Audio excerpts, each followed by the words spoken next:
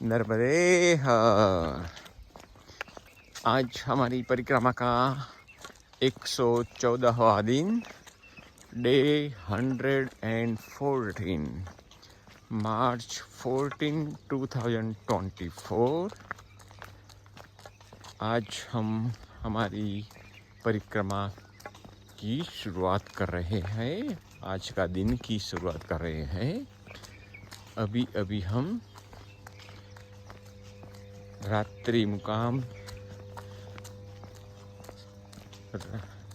बाबा जी की कुटीर में थे। गांव का नाम था संदुक। वहाँ से निकले हैं। सुबह के 6:10 हुई है। आज हम सिवनी की ओर आगे बढ़ रहे हैं। हवा में ठंडक काफ़ी कम है अब। इसी से पता चलता है कि धूप तेजी से बढ़ने वाली है।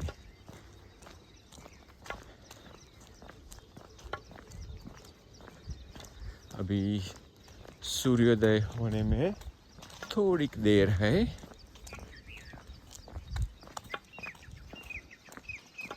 एकदम सुनसान नीरवता, चिड़िया की आवाज़ें आ रही है और कोई चहल पहल नहीं दिखाई दे रही है। खेतों के बीच में से ये पक्की सड़क गुजर रही है, तो हम ये ठंडक का लाभ उठाए हुए तेजी से हमारे दिन की शुरुआत कर रहे हैं। ठंडक में 10 बजे तक जितना फासला हम तय कर सके वो हमारे लिए अच्छा रहेगा। दोपहर में तो 3 बजे तक निकलने का साहस भी नहीं हो रहा है आजकल, क्योंकि 12 बजे के बाद धूप बहुत कड़ी हो जाती है। इसलिए सोचा था 5:30 को निकल जाएंगे, फिर भी 6 तो हो ही गए। वो आधा घंटा अगर जल्दी निकलते तो 2 किलोमीटर चल देते। चलो कुछ बात नहीं, कल से प्रयत्न करते रहेंगे जल्दी निकलने का। तो आगे बढ़ते हैं। आगे फिर आपसे बात करते रहेंगे। नर्मदे हर।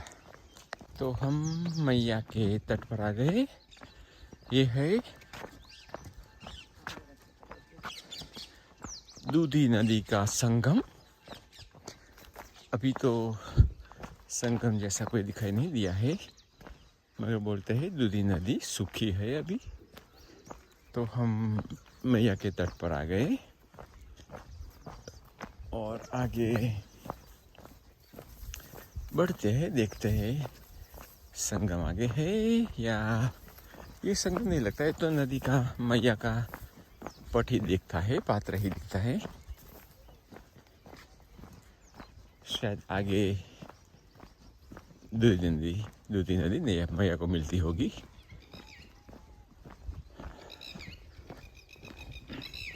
और संगम के बाद श्री घाट और हनुमान जी का मंदिर भी आएगा, ऐसा हमारे पास माहिती है।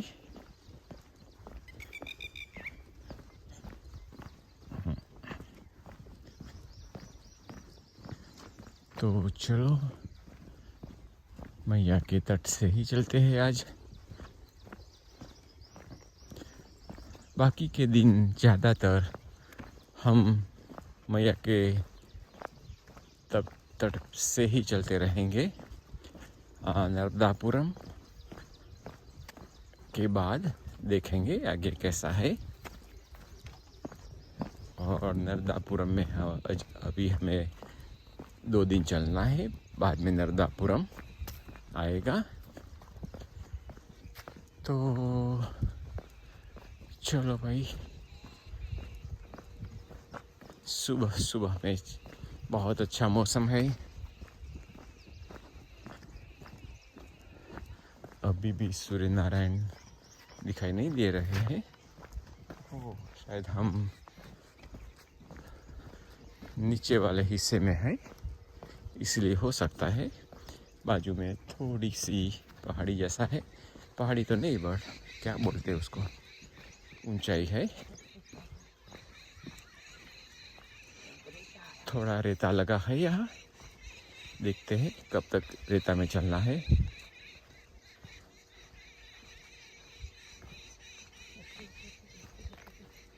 शायद ऊपरे वाले रास्ते जाते तो रेता नहीं लगता, तो देखते हैं।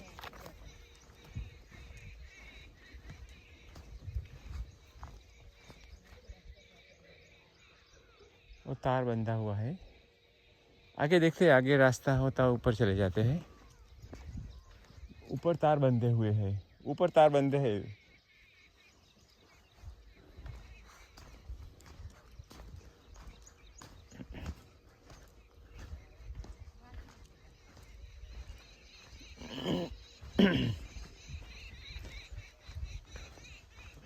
या ये पगडंडी मिल गई, तो हमें रेता में बहुत नहीं चलना पड़ेगा।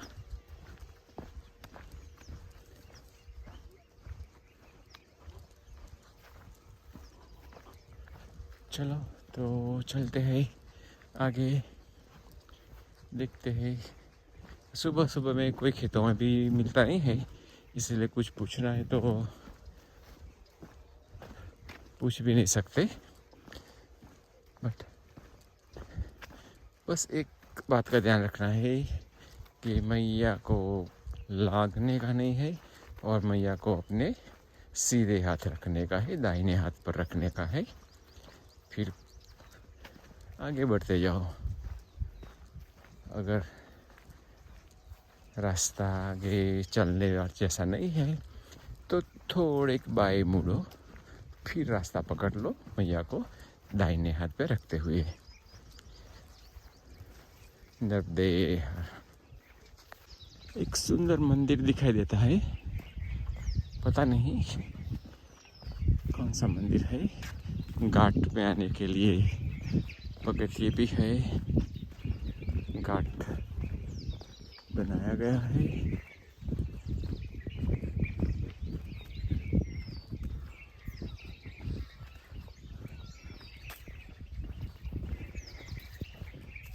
जो भी हो, जिसका भी मंदिर हो, हम प्रभु हमारा दंडवत प्रणाम स्वीकार करें।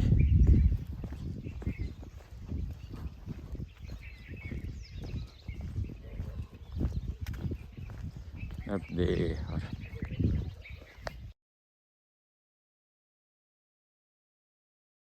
तो ये है दूधी नदी का संगम। दूधी नदी सूखी है अभी तो, वर्षा के ऋतु में उसमें पानी आता होगा। पट, दूधी का पट देखो कितना विशाल पट है। तो हमें ये संगम पार करके सामने जो पेड़ दिखाई देते हैं वहाँ जाना है।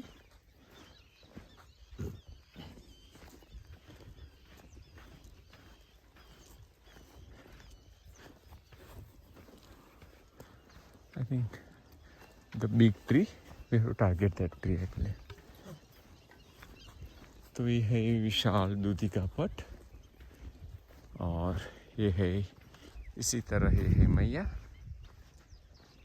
तो हम ये रास्ते से आगे, मैया वहाँ घूमती है और मैया का प्रवाह दक्षिण तट पर आएगा। तो हम यहाँ से सीधे वो कोने पे जाते हैं। सूर्योदय हो गया है, आप देख सकते हैं।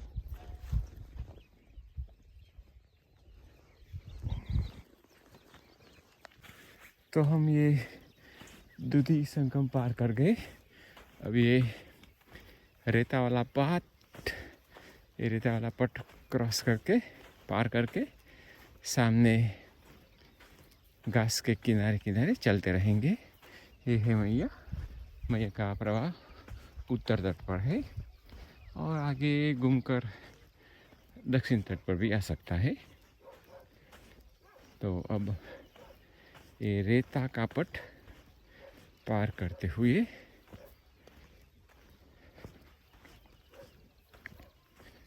हम थोड़ा ग्रास के किनारे चलेंगे।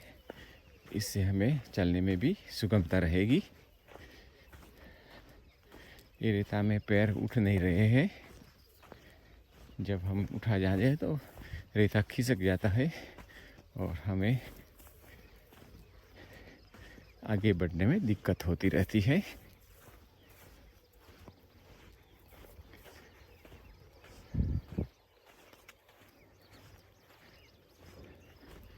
सुबह के 7 बजे है। 6 बजे निकल गए थे।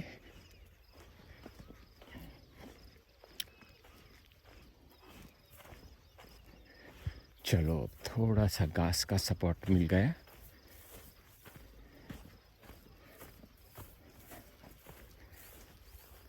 चलो आगे चलते हैं नरदेहा। अब हमारा ये रेता में चलने का पूरा हुआ। बहुत कठिनाई हुई रेता में चलने की। अब मैया दक्षिण तट पर आ गई है और रेता सामने उत्तर तट पर है। तो अब हमें चलने में भी थोड़ी सुगमता रहेगी। हमें पगडंडी रेता बिना की पगडंडी मिलेगी। खेतों के किनारे किनारे चलते रहेंगे। तो ये है मैया का विशाल पात्र यहाँ दिखाई देता है।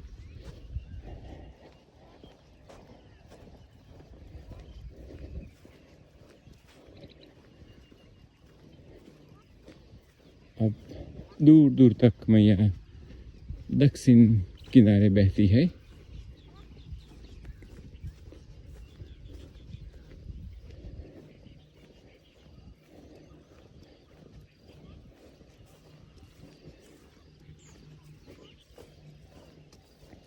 सामने कोई दूर दूर कोई मंदिर जैसा दिखाई देता है। शायद हम वहाँ रुक सकते हैं थोड़ी देर के लिए।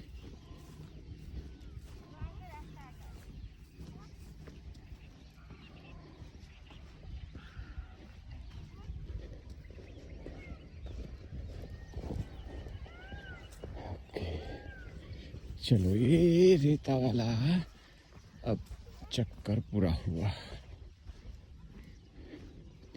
अब हम ये खेतों वाली पगडंडी से जाएंगे। हो सकता है अभी मॉइस्चर ज़्यादा है इसलिए कपड़े भी भीगेंगे।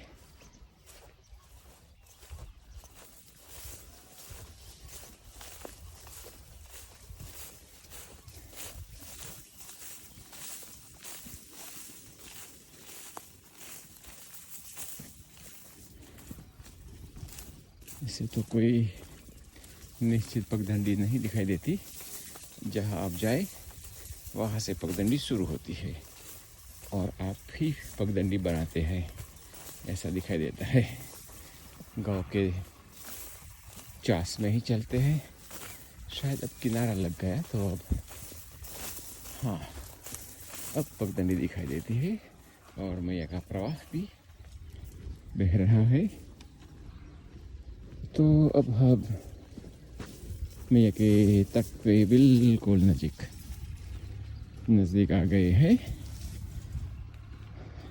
बस तो वह ऐसा ही चल रहा है।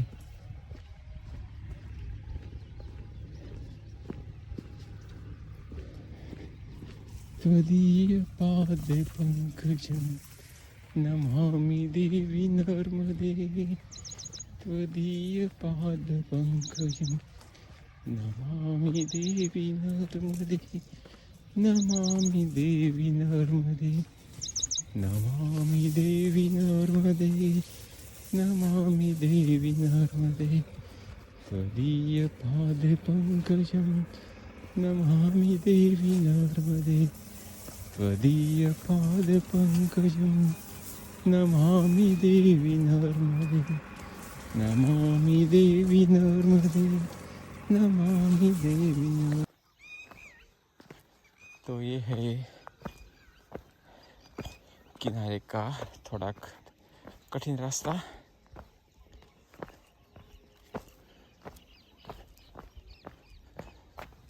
वो वहाँ बिल्कुल रास्ता नहीं था, तो हम ऊपर खेतों में से आए।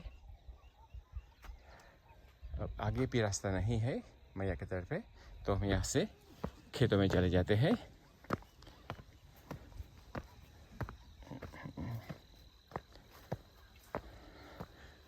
ऐसा चढ़ाव उतार करना पड़ता है।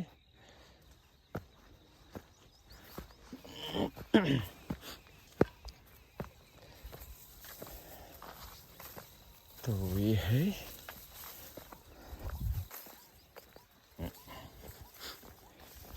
खेतों वाला रास्ता। हम मैया का तट छोड़कर ऊपरी किनारे वाले रास्ते पर चल रहे हैं।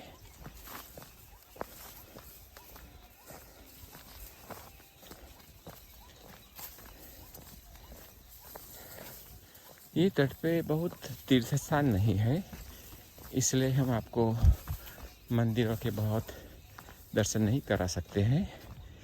उत्तर तट पर बहुत से प्राचीन तीर्थ स्थान थे, तो वहाँ हम आपको आश्रम के अंदर प्राचीन जो मंदिर थे, तपस्थली थी, उसका दर्शन विवरण कराते रहते थे।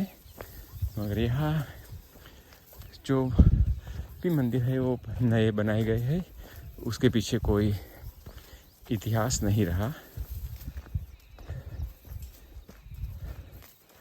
ज़्यादातर तपस्थली उत्तर तट पे थी।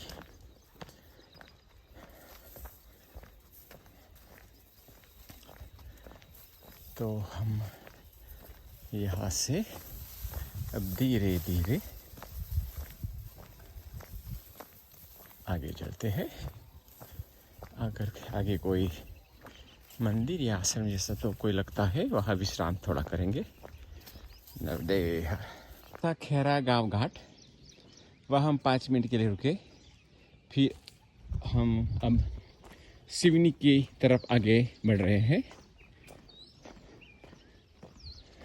और मैया के तट का रास्ता बंद था, तो हम खेतों वाले रास्ते थोड़ी शायद आधा किलोमीटर से भी कम चले खेतों में। फिर हम आगे चल रहे हैं। तो अभी तट का रास्ता नहीं है, तो यही रास्ते से कि ऊपरी किनारे वाले रास्ते से चलेंगे।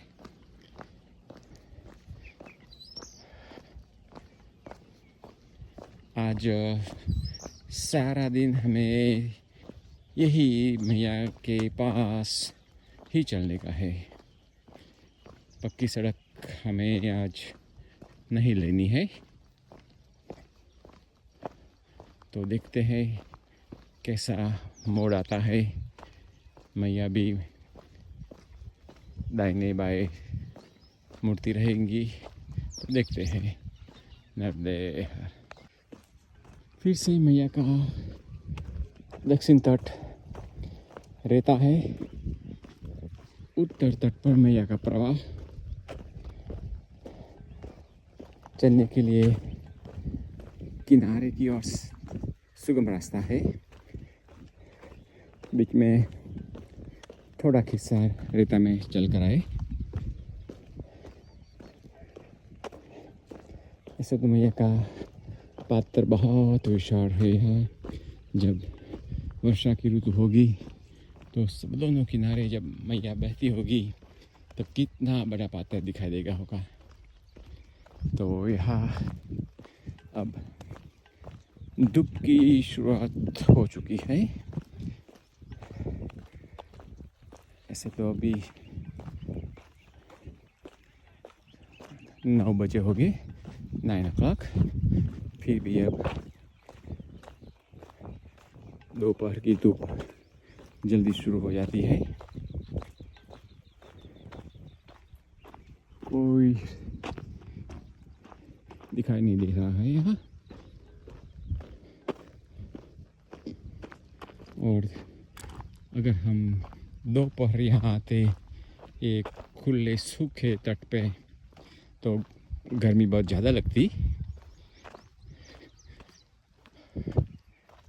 अगर मैया का प्रवाह मुख्य धारा के पास से अब गुजरते तो गर्मी का प्रभाव कुछ कम होता। तो ऐसे ही हम आप देख सकते हैं कि हम वहाँ से आए और धीरे धीरे धीरे धीरे सामने कुछ आश्रम मंदिर दिखाई देते हैं। ये तट पे इतना ज़्यादा नहीं है जितने उत्तर तट पे मिला करते थे।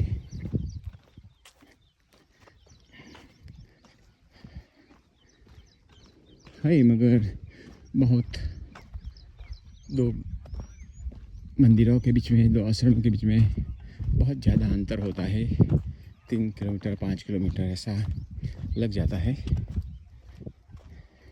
और फिर जब हम तट पे चलते हैं तो मंदिर आश्रम बड़ी ऊंचाई पे होते हैं, तो वहाँ चढ़ना फिर नीचे तट के लिए उतरना ये बहुत मुश्किल जैसा लगता है। तो हम तट पे ही चलते रहेंगे। पानी का तो कोई सवाल नहीं होता है। मैया के प्रवाह में से ही हम तो मैया का जल पान ही करते हैं, तो पानी की समस्या कोई नहीं है। और रही भोजन की, तो दोपहर 12 बजे के बाद कहीं निकल जाते हैं तट पे, तट छोड़कर कोई मंदिर में, कोई आश्रम में। ज़्यादातर अभी तक इस तट पे पकाया भोजन कम मिला है, सदाव्रत मिलते रहते हैं। हो सकता है अब आगे ओमकारेश्वर की तरफ हम बढ़ते जाते हैं, वहाँ हमें कुछ ऐसे आश्रम भी मिले जहाँ हमें अपना भोजन खुद पकाना न पड़े। कभी कभी ग्राम वासियों की सेवाएं उपलब्ध होती है तो परिक्रमा वासियों के लिए भोजन पका देते हैं। जैसे कल रात्रि हुआ था, वो हमें पूछने आए, बाबा प्रसादी में क्या लोगे? तो हम तो कभी सामने से कुछ मांगते नहीं हैं। बोला आप जो भी प्रसादी तैयार करेंगे हम प्रेम से ले लेंगे। तो उन्होंने टिक्कड़, खिचड़ी और टमाटर का सूप बनाया था। मज़ा आया खाने में। तो चलो आगे बढ़ते हैं नर्मदे हर। अभी अभी हमने बुधना घाट पसार किया। बुधना गांव घाट तो ऊपर था, ऊपर की ओर था। हम और वहाँ नहीं गए, जस्ट नीचे से पसार हो गए। तो वो था बुधना गांव। नर्मदे हर बाबा।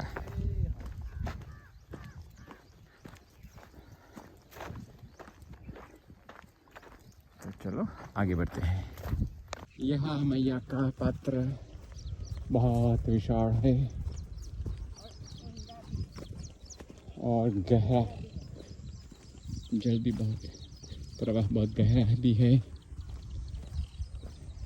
सामने कोई बड़ा घाट दिखाई देता है उत्तर तट पर, बड़ा घाट।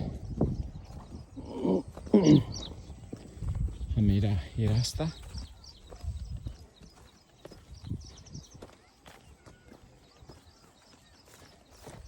यहाँ से आपको बहुत अच्छी तरह से देखने को मिलेगा।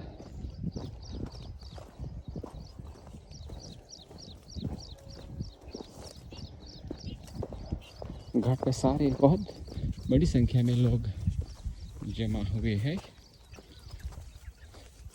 स्नान के लिए। हो सकता है पर्यटक कि 2-3 बस एक साथ आ जाती है तो भीड़ हो जाती है।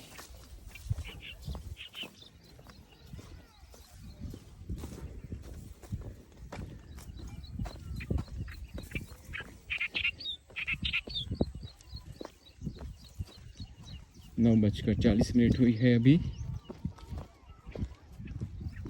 हम सिवनी शायद 1 घंटे में पहुंच सकते हैं।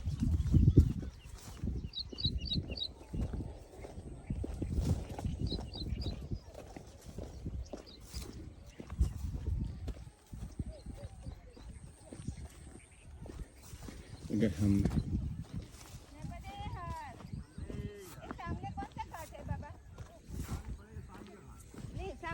सामने किनारे नलिया अलीगंज अलीगंज हो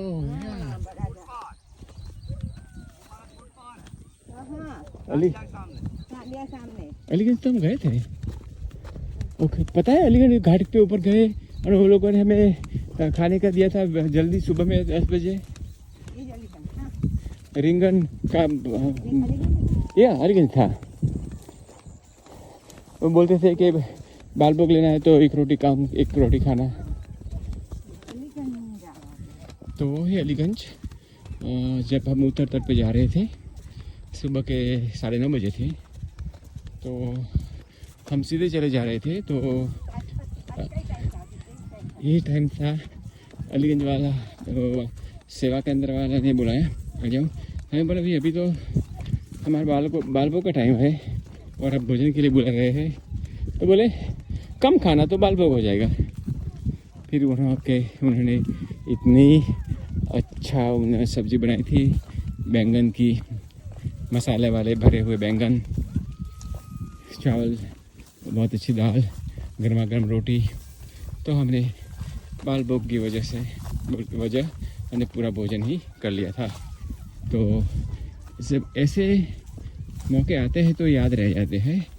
जब अलीगंज का नाम सुना तो तुरंत ही इसकी यादें जो थी ये उभर आई। तो वो दिन था 9:40 हुआ था वो वक्त। आज भी 9:40 हुआ है। वो दिन भी 9:40 तक बाल भोग नहीं मिला था।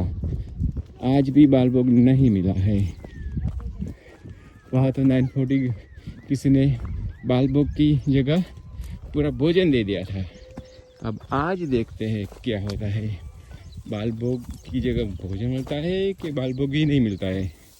देखते हैं, जैसी मैया की मर्जी।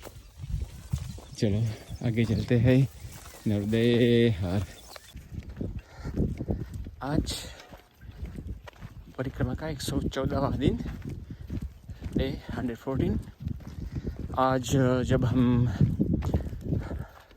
दूधी रिवर के पट को पसार कर रहे थे, वो बहुत रेता था। वहाँ माता राम ने जो शूज पहले दिन से पहनते आते थे वो उन्होंने छोड़ दिया, त्याग कर दिया। वजह वो भी थी शूज बहुत फट गए थे, बड़े बड़े होल भी हो गए थे अंदर। और जब रेता में चलते थे तो रेता अंदर घुस जाता था। हमने बोला थोड़े दिन और चला दो, मगर उन्होंने बोला नहीं बहुत हो गया अब। तो उन्होंने अपने जूते का त्याग कर दिया। अब उनके पास ये स्लीपर चंपल ही है। तो उनको यही चंपल के सहारे अब बाकी के ओमकारेश्वर तक की सफ़र तय करनी पड़ेगी। आप देख सकते हैं आज बारी बारी से बहुत बड़ा रेता आता जाता है। देखो अब मैया उत्तर किनारे चली गई तो दक्षिण किनारे बहुत बड़ा रेता आ गया। या हमें ऐसा सुगम रास्ता मिल जाता है किनारे पर, तो कोई प्रॉब्लम नहीं है, मगर जब रेता में चलना पड़ता है तो दिक्कत तो ज़रूर आती है। चलो नर्मदे आगे बढ़ते हैं। है सिवनी घाट, सिवनी। हम मंदिर में जाते हैं, देखते हैं कैसा। ऐसे तो जल्दी है, दोपहर भी नहीं हुई है। बाबा वो आगे सांडिया गया है ना, हाँ वो सांडिया लेमन की चप्पल पहनी। यह पता है मुझे, सांडी लेमनी थी। इसके नाम पे तो उसका गांव का नाम पड़ा है। और हमने जो सांडिया पसार किया, माता बता रही थी कि सांडी लेमुनि की तपोभूमि रही। तो ये है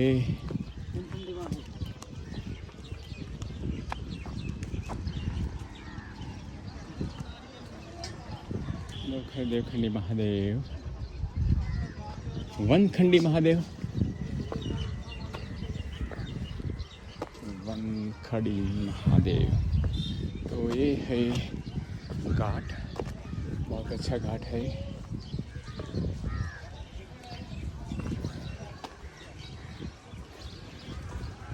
ये है माँ का नज़ारा, देख सकते हैं आप, कितना सुंदर, कितना विशाल, बहुत अच्छा घाट है।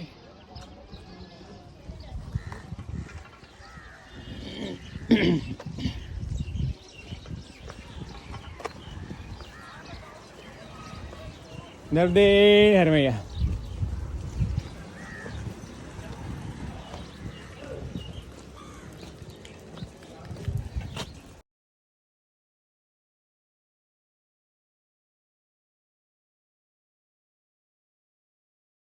ये है माता की खूबसूरत प्रतिमा, मनमोहक प्रतिमा। यहाँ से आप देख सकते हैं जय माँ दुर्गा, जय माँ सरस्वती, और यहाँ से वो घाट का नज़ारा।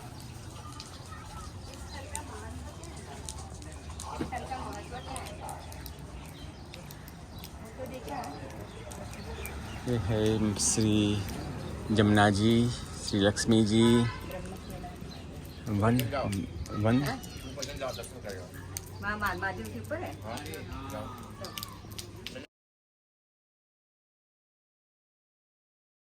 ये है महादेव की भव्य प्रतिमा,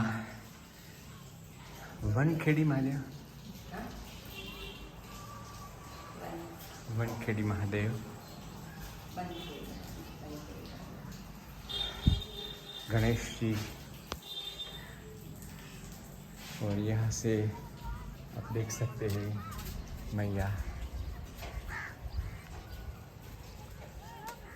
कितना सुंदर दृश्य। वो पुलिया यहाँ से उत्तर को जोड़ता है, सामने ही भव्य मंदिर आश्रम है। माँ नर्मदे त्वदीय पाद पंकजम नमामि देवी नर्मदे, नमामि देवी नर्मदे।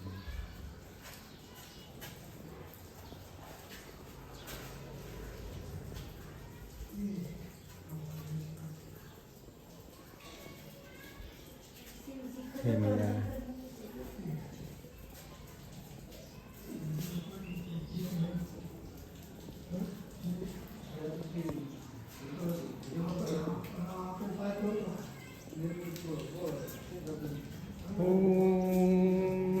त्र्यंबकं यजामहे सुगंधिं पुष्टिवर्धनम् उर्वारुकमिव बन्धनान् मृत्युर्मोक्षीयमामृतात्।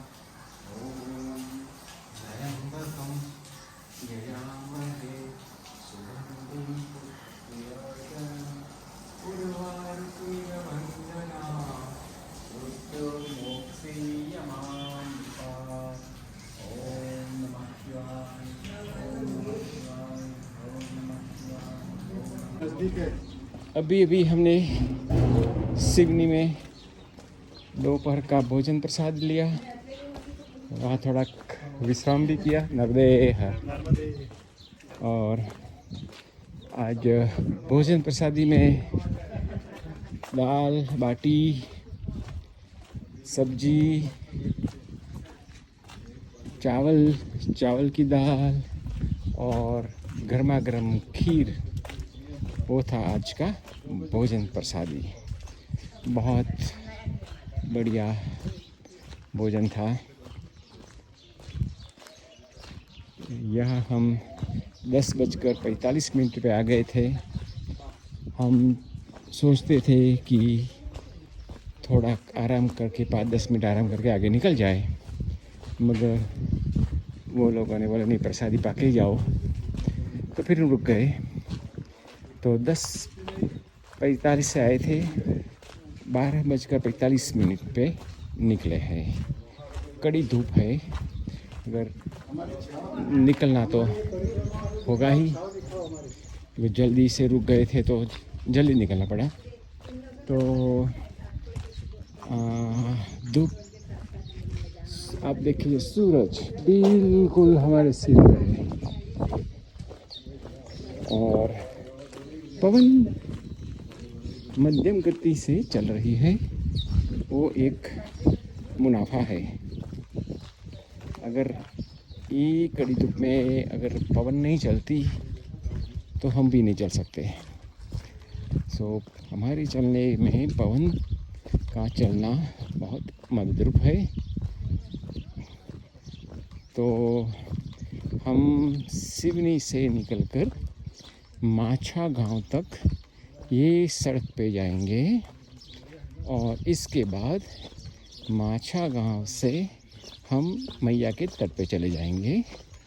यहाँ जहाँ हमने भोजन प्रसादी पाई, वो महंत ने बताया कि माछा तक आप मैया के तट पे न जाएं, क्योंकि तट कठिन है, अति कठिन है। कभी कभी तो तट है ही नहीं। इसलिए हम माछा तक, उन्होंने बोला माछा 4 किलोमीटर है। एक भाई ने रास्ते में पूछा तो माछा के 7 किलोमीटर है। चलो भाई देखते हैं। तो यही रास्ता सीधा माछा जाएगा। तो आपको बताएंगे जब हम माछा पहुंच जाएंगे तब। नर्मदे।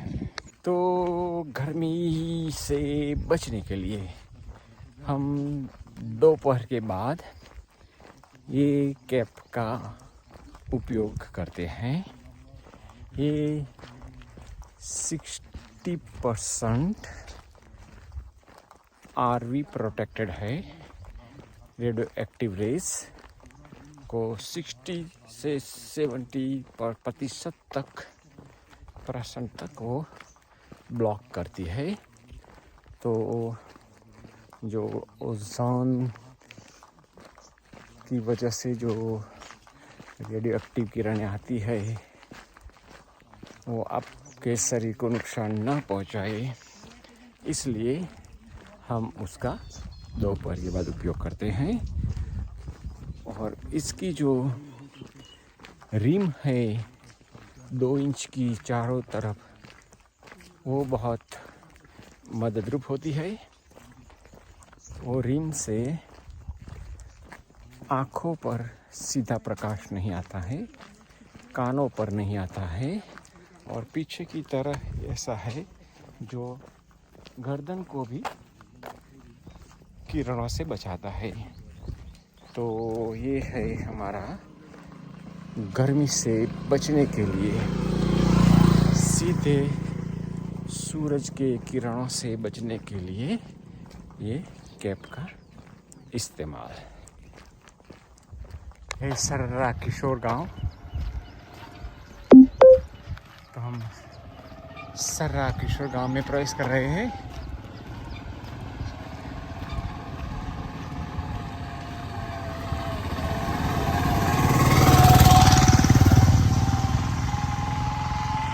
गांव की प्राथमिक शाला।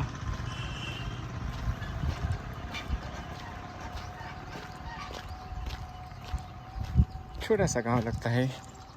इसके बाद बड़ा गांव आएगा, माछा गांव बड़ा गांव है। तो ये है सर्रा किशोर।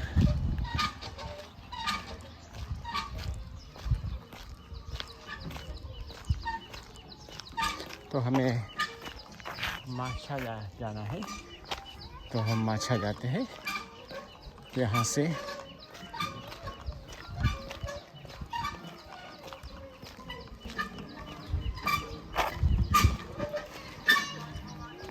माछा की तरह कौन सा जाएगा रास्ता? वही जाएगा, सीधा जाएगा। नर्मदे है। ये है सहलवाड़ा, सहलवाड़ा गांव। आंगनबाड़ी देखिए। ये है सहलवाड़ा की स्कूल में तो नहीं लगती।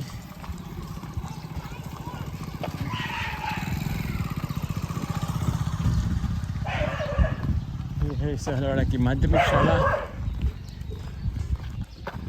बच्चा का मध्याह्न भोजन चल रहा है।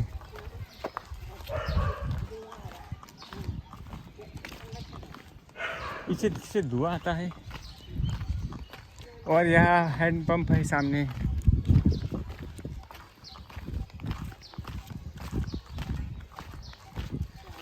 तो ये था सहलवाड़ा गांव।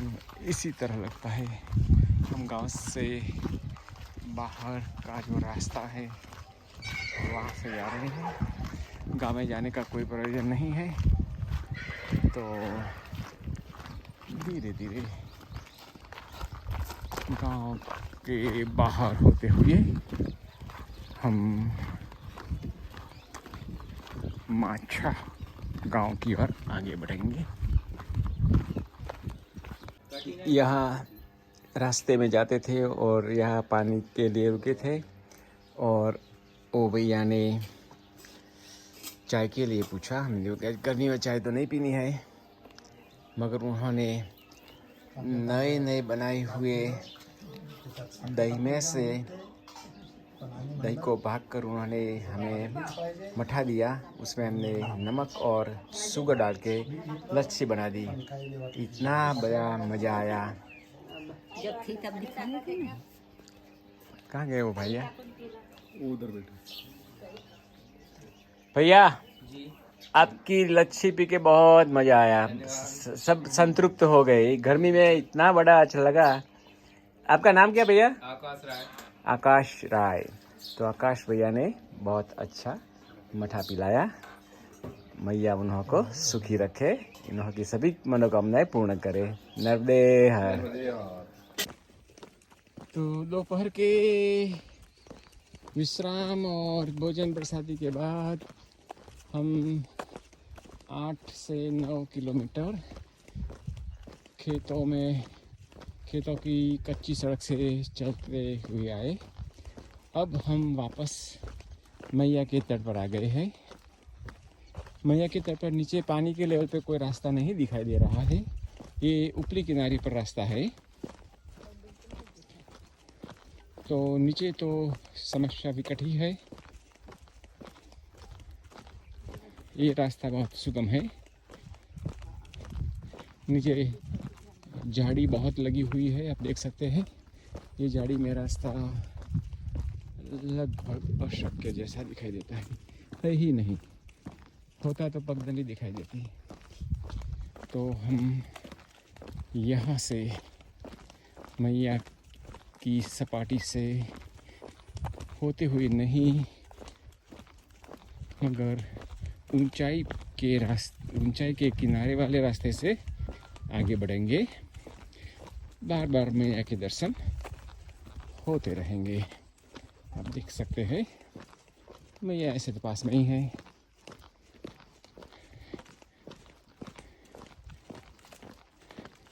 एक और खेत है, खेतों का किनारा, और दाहिने हाथ पर मैया की जलधारा।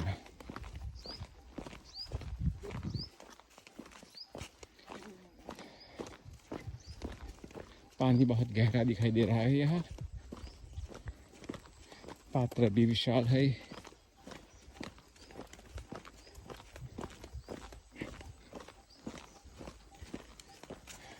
अब पेड़ों की छाया में चलने में बहुत सुगंध रहती है।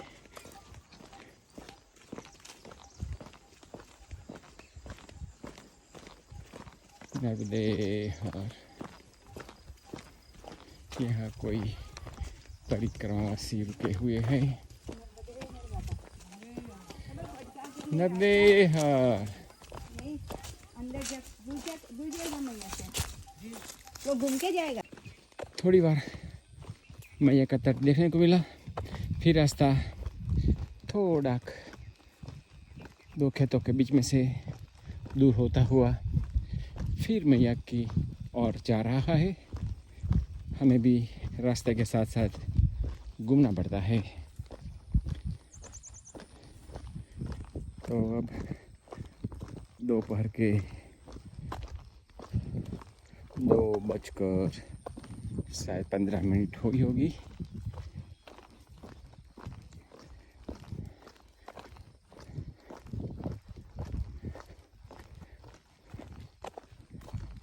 गेहूं के खेतों के बीच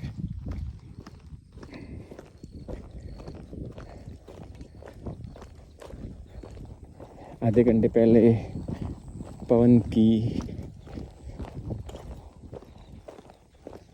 जो गति थी जाने पे रुक ही गई थी, अब मध्यम गति से हवा चल रही है।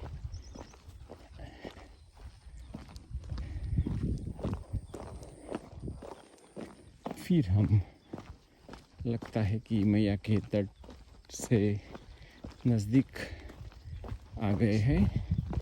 ये झाड़ी में से पसार होंगे तब पता चलेगा कि मैया का, यस सही है, ये सामने मैया दिख रही है।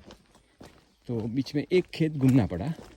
एक खेत की जो लंबाई है मैया से दूर हुए, फिर मैया के समांतर चले, फिर मैया की ओर आए।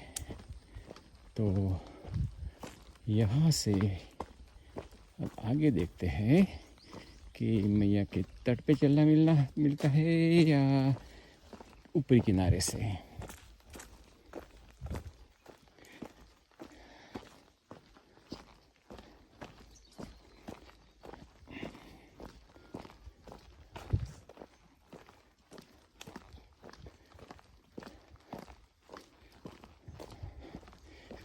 तो इस झाड़ी में से बाहर आ गए और अभी तो मैया के ऊपरी किनारे पर है। शायद मैया के तट का किनारा चलने योग्य नहीं रहा होगा, इसीलिए परिक्रमावासियों के लिए ये मार्ग उचित होगा।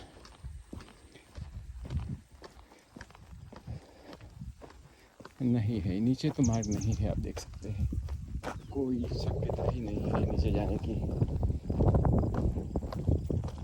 तो झाड़ी ही झाड़ी है और पानी, मैया का जल झाड़ी के मूल तक लगा हुआ है और सामने के किनारे रेता लगा हुआ है। तो मैया दक्षिण किनारे प्रवाहित हो रही है। तो खेत में पानी छोड़ा है, इसलिए हमें हमारे जूते निकाल देने पड़े और ये कादव है। तो धीरे धीरे हम आगे जा रहे हैं। सारा खेत ऐसे ही पानी से भीगा हुआ है, कोई और रास्ता नहीं था, घूम के भी नहीं जा सकते थे। तो इसीलिए ये देखो, ये सब निकाल देने पड़े और धीरे धीरे बाहर निकल जाएंगे। बाबा क्या फसल लगाई है? मिर्चा लगाया है। तो और ये क्या है? कद्दू है, कद्दू।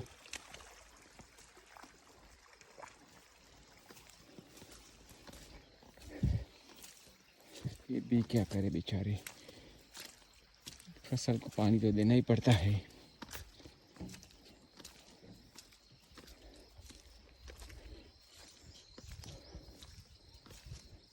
देखो ये मड, हा हा हा हा हा हा हा हा हा हा हा। हमारे पैर देखो जी। अब ये क्या होगा, अगर धोएंगे तब तक के जूते तो पहन नहीं सकते, और धोने के लिए पानी नहीं है। ओ तो चूमते हैं, जूते के सिवा तो चल नहीं पाएंगे। और ये तो इतना घना कादवली घर लगा है जूतों में, पैर में, उसको कैसे क्लीन करेंगे। हाँ, उसको कैसे धोएंगे अब, ये धोएंगे कैसे, ये कैसे धोएंगे?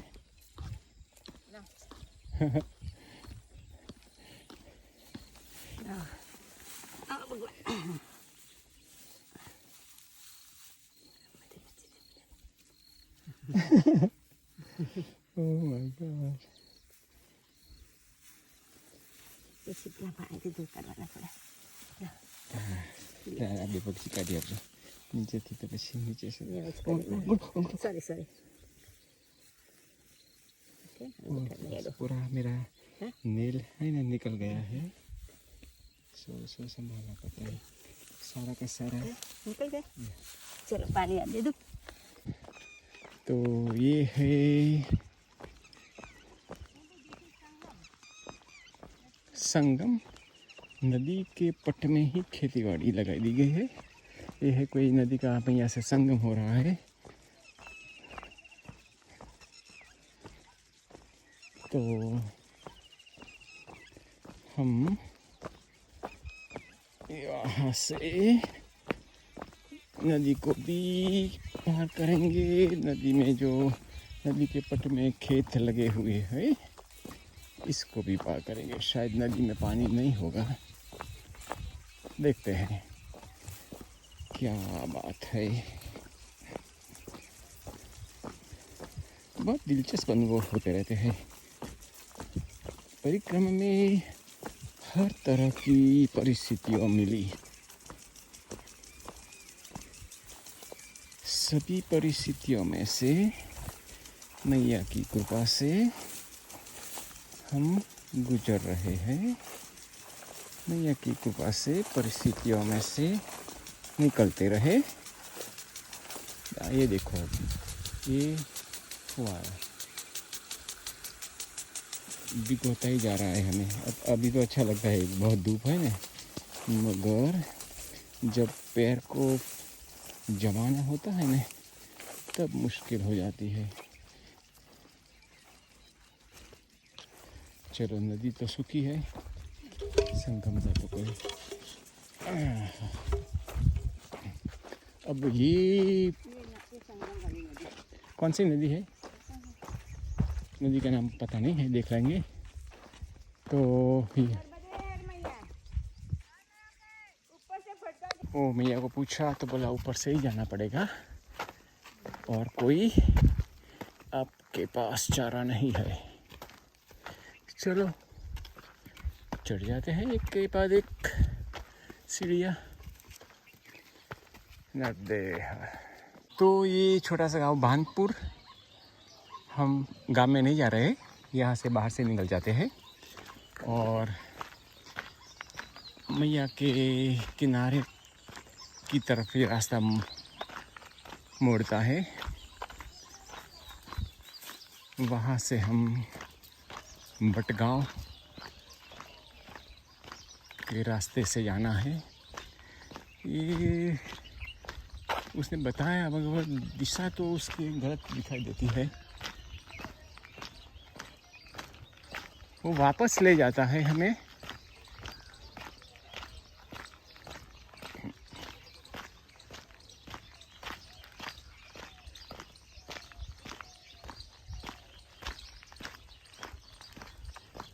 Let's confirm with this. Someone is coming there. We will confirm with them.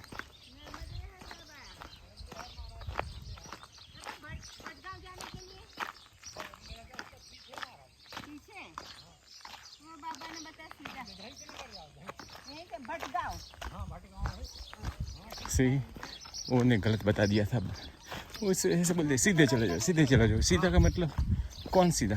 सीधा हाथ उल्टा हाथ? नहीं, हाँ हाँ तो ये सीधा रास्ता आगे जो मिल जाएगा बड़गांव के लिए। हाँ, मिल जाएगा। हाँ, नर्दे है बाबा। लगो पीपर के फड़को, फड़को लेने लगो भाई, फड़के में से निकल के जाइए रास्ता आपको। हाँ। और आगे पूछ लेंगे किसी को। आप बताते हैं, अच्छा बात है, अच्छी बात है। आप बताने के लिए आते हैं हमारे साथ।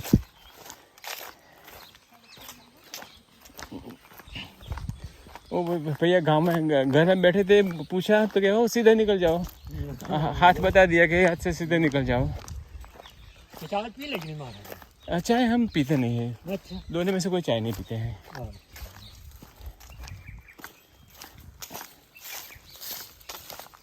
भैया कर रहे थे। मैया बहुत तेजी से चलती है। नर्दे है माता जी।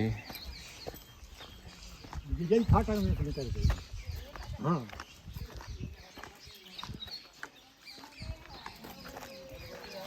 नर्दे है, बगल फाटक वहाँ से निकल जाए। हाँ रास्ता पहुंच गयो। हाँ गल चो पड़ा। हाँ अच्छा, फिर भटगांव पड़ा। हाँ।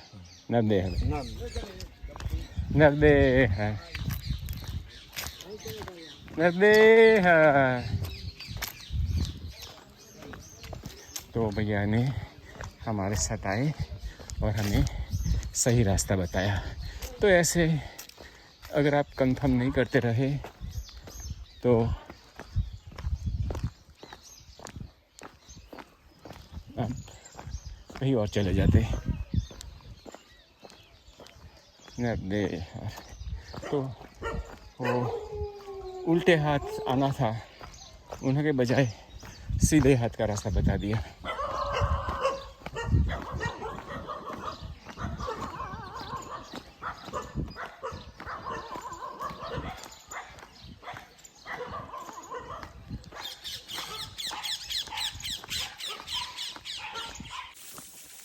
भैया का तट का रास्ता तो अच्छा नहीं था ही नहीं, अच्छा का सवाल नहीं रहता। तट का रास्ता ही नहीं है, इसलिए ये खेतों वाला रास्ता, गेहूं के खेतों के बीच कभी कभी नाले से, तो ऐसा उलट सुलट रास्ता बदलते बदलते बड़गांव की ओर आगे बढ़ रहे हैं। तो अभी तो बोलते हैं 2 किलोमीटर आगे है, मगर ये सही कभी नहीं ही होता, कभी ज़्यादा निकलता है, कम तो नहीं होता, ज़्यादा ही होता है। तो ये गेहूं के खेतों के बीच से होते हुए देखते हैं कब बड़गांव पहुंचते हैं।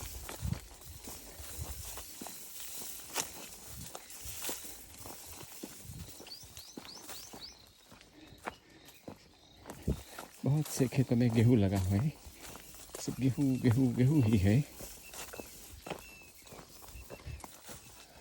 अभी तो 4:40 हुई है, तो अभी 1.5 घंटा हमारे पास है। तो बड़गांव जाकर देखते हैं, आगे तो नहीं जा सकेंगे शायद, बड़गांव ही रुकना पड़ेगा। ठिकाना भी ढूंढना है, कहाँ रहना है, देखते हैं। और ऐसे वायर लगे होते हैं, अगर नज़र नीचे नहीं गई तो आप गिर जाते हैं और इंजर्ड भी हो जाते हैं।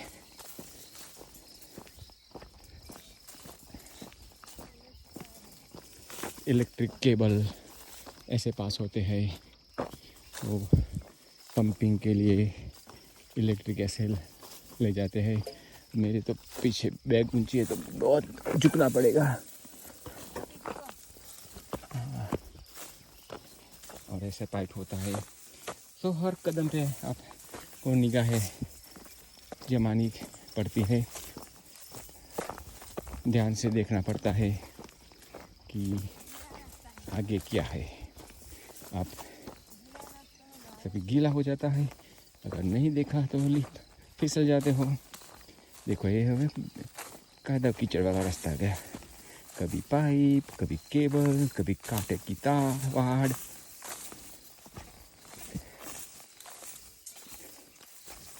यही है परिक्रमा का मजा। अगर रोड पे जाते तो रोड के बाजू के शोल्डर पर चलते चलते चलते चलते 10 घंटा चलते रहो, कोई बदलाव नहीं। ओके, तो ये रहा कीचड़। ओ पानी है तो पानी भरा है, कीचड़ है, पानी भरा है। चलो भाई, वो भी आना था तो आ गया। सभी को मौका तो मिलना चाहिए ना, कीचड़ को, तार की वाड़ को, केबल को। चलो अब तो कोई अच्छा रास्ता दिखाई देता है। कोई है? चलो कोई होता है तो पूछ लेते, कोई है नहीं तो अनुमान लगा देते हैं कि ये रास्ता जाएगा नवदेह।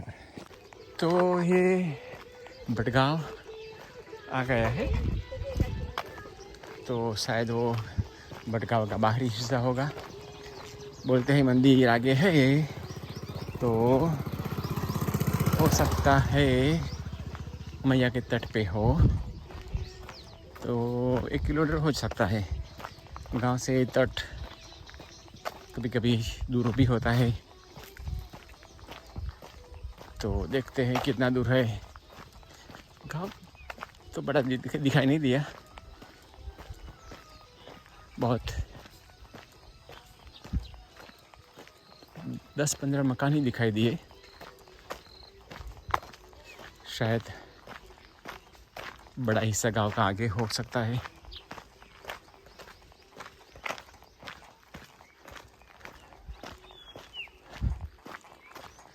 दक्षिण तट पे पीपल के बहुत से पेड़ है, हर जगह पीपल, खेतों में पीपल, गांव में पीपल।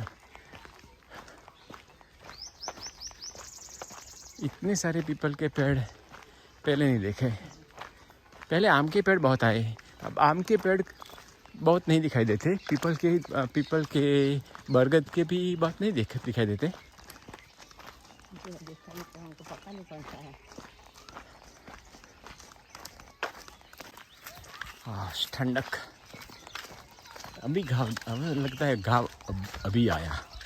वो थोड़े बाहरी हिस्से के मकान थे, शायद खेतों में।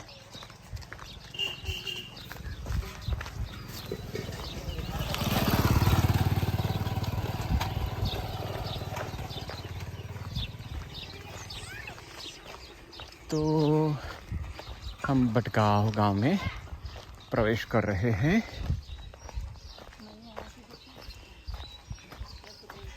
एक मंदिर यहाँ है, तो मैया का पट आ गया। यह है ये मैया, और देखते हैं एक मंदिर।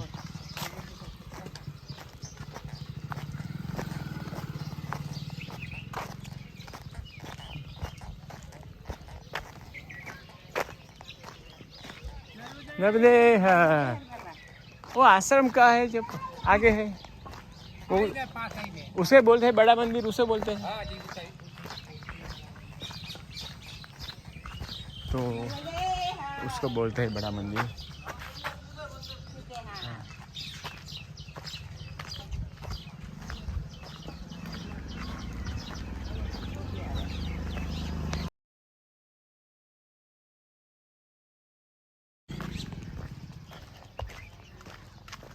तो हम गांव में आगे बढ़ते जाते हैं। सभी लोग नर्मदा हर करके अभिवादन करते हैं।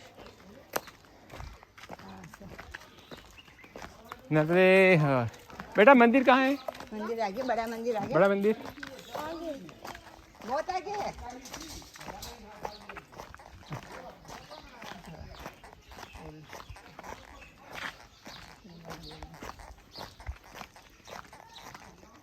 कुछ पुरातन अवशेष यहाँ दिखाई देते हैं।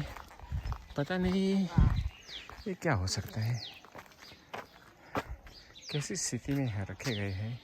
आप देख सकते हैं कितनी सुंदर पुरानी कलाकृतियाँ हैं। नीचे में तो दिखाई सकते। आप देख सकते हैं कितना सुंदर है वो। नीचे में देखिए चारों ओर प्रतिमाएं हैं। एक दुखद बात है, ऐसी सुंदर पुरानी प्रतिमाएं ऐसे चौराहे पर पड़ी है।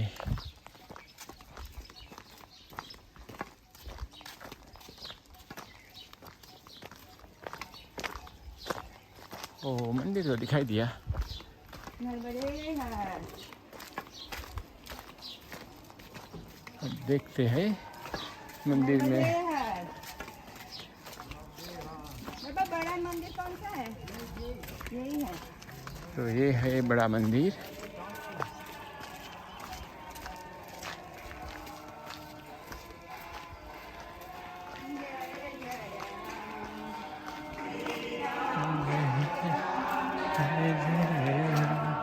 तो ये है मंदिर जहाँ हमें आज आना था।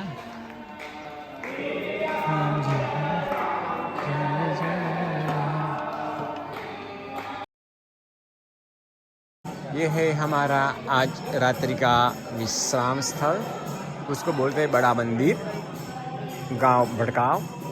ये है मैया में जाने का रास्ता और सामने है वो कैबिन के पीछे है मैया का मुख्य प्रवाह। तो हम आपको मंदिर का दौरा भी कराते हैं। ये है मुख्य दरवाजा और ये है मंदिर में जाने का दरवाजा। राम मंदिर है, आप देख सकते हैं राम मंदिर। ये है राम धुन चलती रहती है यहाँ, राम धुन चलती रहती है। नर्मदे जय श्री राम। और आप अभी लाइट चली गई है, तो लाइट आएगी तो आपको अच्छी तरीके से बता सकूँगा। श्री राम, लक्ष्मण, माता सीता, हनुमान जी, माता नर्मदा, कितनी मनोहर मूर्तियाँ हैं यहाँ। और ये है परिक्रमावासियों के लिए रहने की सुविधा, कितना स्वच्छ। देखो गांव के बच्चे यहाँ खेल कूद रहे हैं, यही बचपन की मज़ा। ये है हमारा आज रात्रि का विश्राम स्थल। हमने हमारे आसन लगा दिए हैं। हमारे साथ जो दो और मूर्तियों है उन्हों का भी आसन यहाँ है। रामदूत की आवाज़ में मेरी आवाज़ शायद आपको सुनाई नहीं देती होगी, तो हम यहाँ पूर्ण विराम करते हैं। नर्मदे